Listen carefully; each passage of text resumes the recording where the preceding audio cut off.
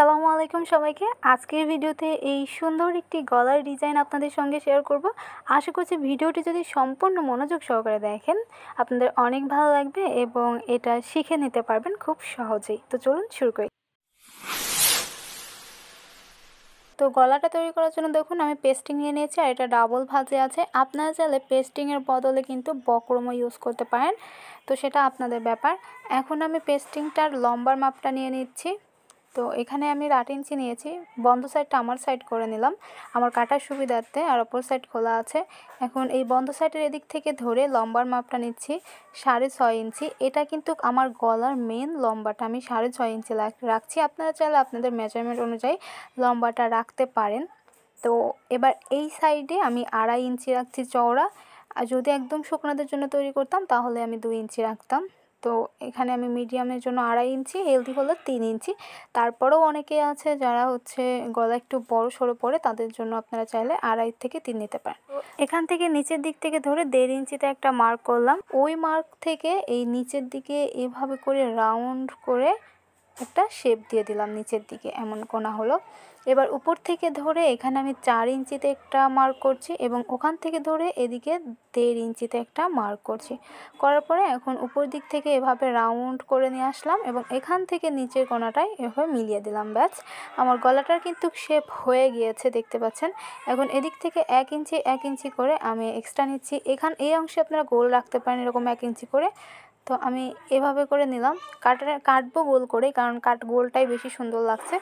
এবারে আমি এই মার্ক অনুযায়ী কেটে নিচ্ছি। এই সাইডগুলোও আমি কেটে নিচ্ছি। এই দাগ অনুযায়ী না কেটে এখান থেকে আমি রাউন্ড করে কেটে নিলাম, কারণ মনে হলো রাউন্ডটাই বেশি সুন্দর। এরপরে দেখুন হয়ে গিয়েছে।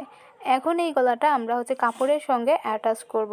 তো জামার কাপড়ের সঙ্গে এটা আমি সেলাই করে লাগিয়ে নিয়েছি, অর্থাৎ একটু পট্টির কাপড়। আপনারা চাইলে আয়রন করে নিতে পারেন, কারণ এটা পেস্টিং, আয়রন করলে আরও ভালোভাবে লেগে যাবে। এখন আমি সাইডের অতিরিক্ত অংশটা কেটে ফেলে দিচ্ছি। এরপরে এই অংশটা এভাবে করে মুড়িয়ে নিয়ে সেলাই করে নিতে হবে, এইভাবে করে।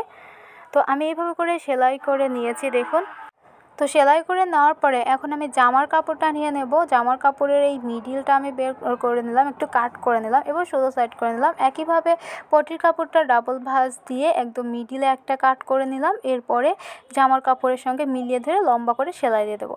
এখানে একটা কথা, জামার কাপড়টা কিন্তু আমি সোজা সাইড করে রেখেছি এবং পটির কাপড়টা এভাবে উল্টো সাইড করে সেলাই দিয়েছি। এখন আমি এই কোনা ঘেঁষে এভাবে করে সেলাই করে নেব। তো আমি কোনা ঘেঁষে সেলাই দিয়ে নিয়েছি, পেস্টিংয়ের কোনা ঘেঁষে এই শেপ অনুযায়ী সেলাই করে নেওয়ার পরে এখন কেটে নিচ্ছি। সেলাই যেন কেটে না যায় সেদিকে খেয়াল রেখে এভাবে করে সেলাই করে কেটে নেবেন। নেওয়ার পরে এখন এই সাইডে যেই অতিরিক্ত কাপড় আছে সেই কাপড়টা একটু এভাবে করে কাট করে নিতে হবে, এতে উল্টাতে সুবিধা হবে। তো এরপরে আমি এটা উল্টিয়ে নিচ্ছি হাতের সাহায্যে। কোনার দিকে যখন উল্টানো যাবে না, ওখানে উল্টো সাইড করে একটু কেটে নেবেন, তাহলে সেলাই কেটে না যায়, ওদিকে খেয়াল রেখে কাটবেন, তাহলেই হবে।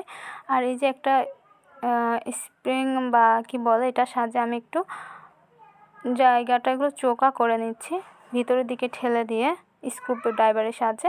তো এই তো এরপরে আমরা এই কোনাকুনি করে দেখুন আয়রন করে নিয়েছি এবং একদম কোনা ঘেঁষে যদি চাপ সেলাই দেন তাহলে এইভাবে করে অনেক সুন্দরভাবে কিন্তু লেগে যাবে। তো গলাটা তৈরি করা খুবই সহজ, আশা করছি আপনারা বুঝতে পেরেছেন। আর যদি ভিডিওটা ভালো লাগে তাহলে অবশ্যই একটি লাইক এবং কমেন্টের মাধ্যমে জানাবেন আপনারা কী ধরনের ভিডিও দেখতে চান। আজ এ পর্যন্তই, আল্লাহ হাফেজ। আমার চ্যানেলটা সাবস্ক্রাইব করবেন প্লিজ।